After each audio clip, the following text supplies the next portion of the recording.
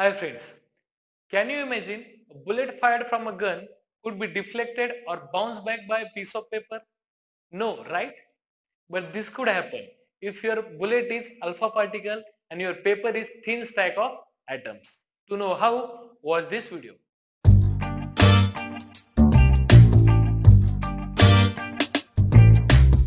In last video, we have studied Dalton's and Thomson's atomic model along with their drawbacks. जर तुम्ही तो video पाहिला नसेल तर प्लीज तो व्हिडिओ पहा, त्याची लिंक डिस्क्रिप्शन बॉक्स मध्ये दिलेली आहे. So the both Dalton's and Thomson's atomic model failed to explain the structure of an atom.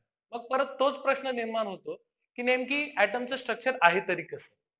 थॉम्सनने सांगितलं की atom is like watermelon. Atom हे एका कलिंगडासारखं आहे. मग हे कलिंगड कट केल्याशिवाय आपल्याला कळेल तरी कसं की त्या कलिंगडामध्ये नेमकी आहे तरी काय.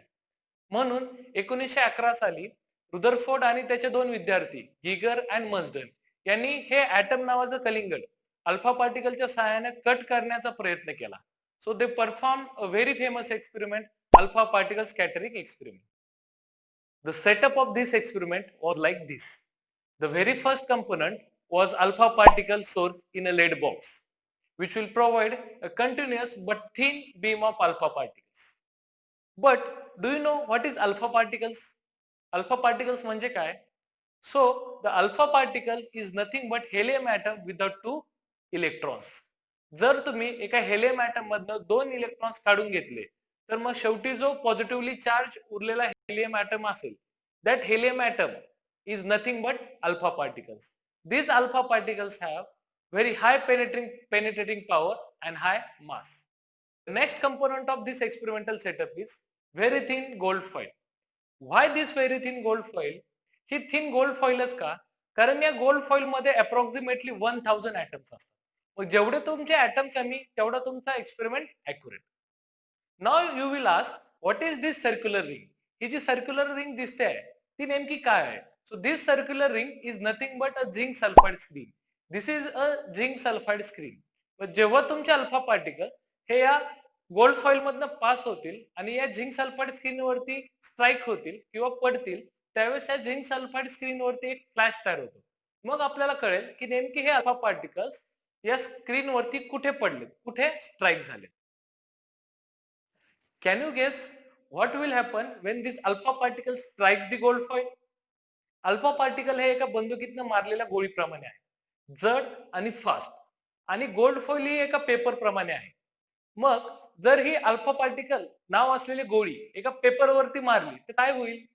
आपला कॉमन सेन्स काय सांगतो की ही गोळी हे अल्फा पार्टिकल या पेपर मधनं या गोल्ड फॉइल मधनं आरपार जातील without any deflection. These alpha particle will pass through this gold foil without any deflection. रुदरफोर्डलाही तेच वाटलं. But things go according to science, not according to your common sense. रुदरफोर्ड's observation were quite different. त्याचे observation काही वेगळे होते. त्यांना 3 observation सांगितले. First observation was most of the alpha particle passed straight through the gold foil without any deflection. म्हणजे खूप सारे alpha particles हे गोल्ड फॉइल मधनं कोणत्याही डिफ्लेक्शन शिवाय जसेच्या तसे आरपार पास झाले. त्यांच्या मार्गामध्ये कोणतंच डिफ्लेक्शन नाही आलं. His second observation was very few 1 in 8000 alpha particles deflected from their path by more than 90 degree. म्हणजे 8000 मधनं एखादा असा अल्फा पार्टिकल होता जो त्याच्या मार्गातनं 90 डिग्री पेक्षा जास्त अँगलनं डिफ्लेक्ट झाला. And his last observation was very few alpha particles after striking the gold foil bounced back. म्हणजे खूप कमी अल्फा पार्टिकल असे होते की जे गोल्ड फॉइल वरती पडल्यानंतर परत माघारी वळाले.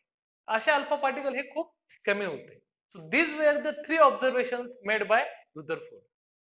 मग प्रश्न असा निर्माण होतो की most of the alpha particle pass straight through the gold foil without any deflection. Very few 1 in 8000 alpha particle pass through the gold foil with deflection more than 90 degree, and rarely alpha particle bounces back from the gold foil. मग असं का होतंय? So based on this observation, Rutherford made 3 conclusions. His first conclusion was atom contains lot of empty space. because most of the alpha particle pass straight through the gold foil without any deflection. म्हणजे काय की खूप सारे alpha particles gold foil मधनं जसेच्या तसे R पार कोणत्याही डिफ्लेक्शन शिवाय पास होत आहे. असं का होतंय? कारण त्यांच्या मार्गामध्ये कोणताही अडथळा येत नाहीये.